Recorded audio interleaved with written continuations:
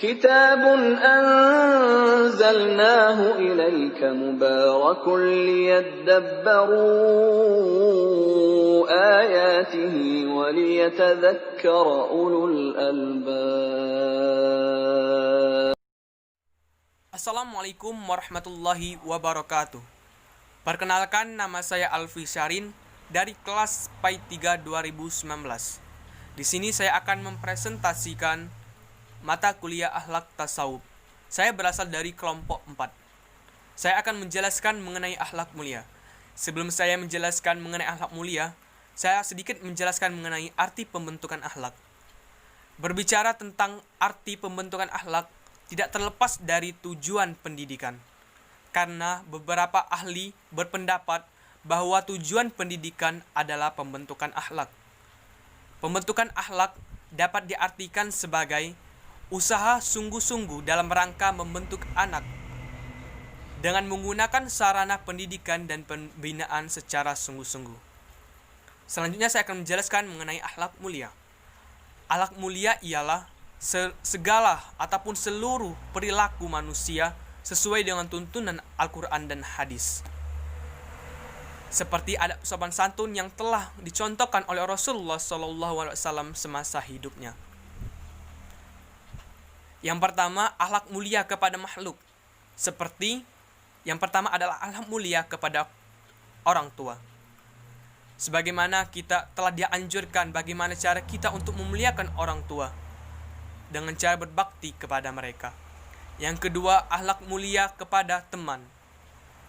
Di sini kita harus memiliki adab ataupun sopan santun kepada teman.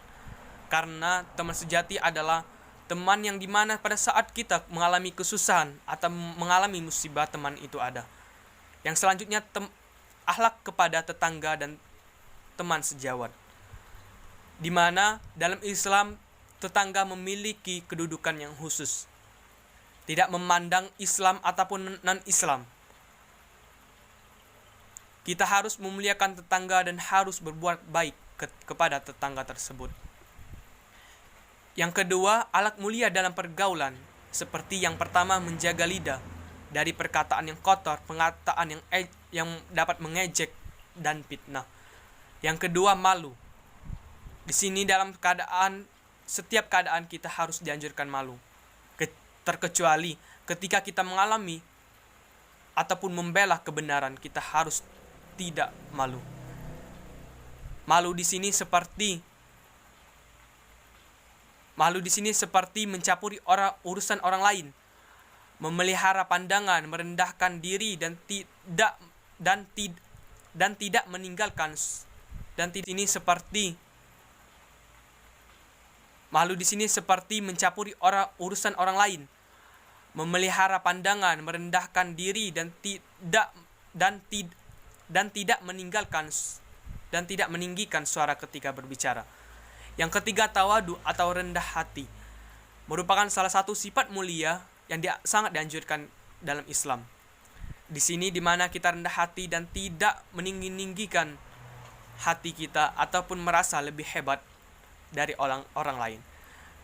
Sifat rendah hati atau tawadu ini berlawankan sifat takabur yang sering meninggikan hati ataupun merasa dirinya lebih baik. Yang selanjutnya, toleransi. Islam adalah agama yang berlandaskan pada wahyu dari Allah Subhanahu wa taala. Tentu saja wahyu Allah memiliki nilai kebenaran yang bersifat mutlak dan tidak perlu diragukan lagi.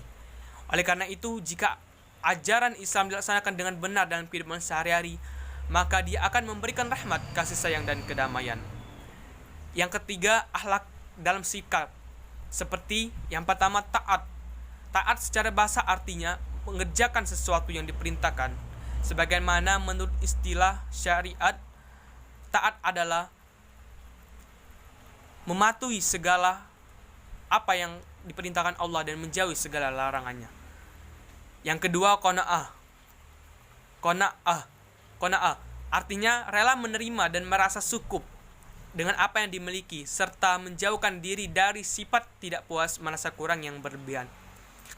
Yang terakhir, sabar. Ibnu Al-Qayyim Al-Zawjiyah dalam Al-Madarij mengatakan bahwa akhlak mulia dibangun di atas 4 pilar utama. yang saling mendukung satu sama lain. 4 pilar tersebut adalah kesabaran, keberanian, keadilan, dan kesucian. Sabar merupakan pilar kebahagiaan seorang muslim. Dengan kesabaran, seorang muslim akan terjaga dari kemaksiatan, konsisten menjalankan ibadah, dan tabah dalam menghadapi berbagai macam cobaan. Cukup sekian yang dapat saya sampaikan. Mohon maaf apabila terdapat kesalahan. Kepada Allah saya mohon ampun. Wassalamualaikum warahmatullahi wabarakatuh.